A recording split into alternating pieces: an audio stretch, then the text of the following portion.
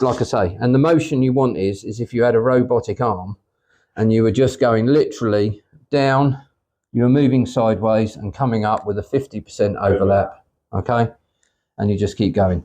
What you don't want to be doing is this, because you'll have more paint here and less there. You can get away with it with primer, but you won't on your top coat, because when you look down that surface, you'll be able to see shading, you know?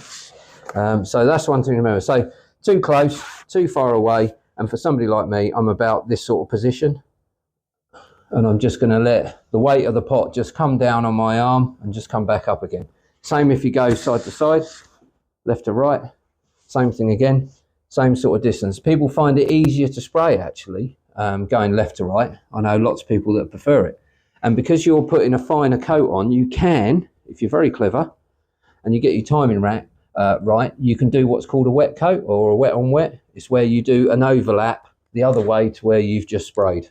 All right, so too close, too far away, and you don't want to be doing any sort of arcing. And same when you're spraying left to right, because it's wasted paint and it will affect the finish of what you're doing.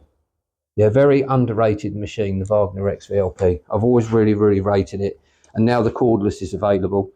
The options of going up a pair of steps safely, going up a ladder, you've got a bit of soffit or fascia. I mean, this would be perfect once you turn this and turn the fan nozzle. You know, those windows you've always been on about that you want to be doing. Because the other thing this sprays well is the water strong H2O, because I've used one of these to do that first before I've done a window. So, you know, for a normal guy, don't forget this is not airless, this is HVLP, and I think I've been waiting for it and I've been pretty impressed with it. So hopefully it's launched soon, and I'll be using it a lot.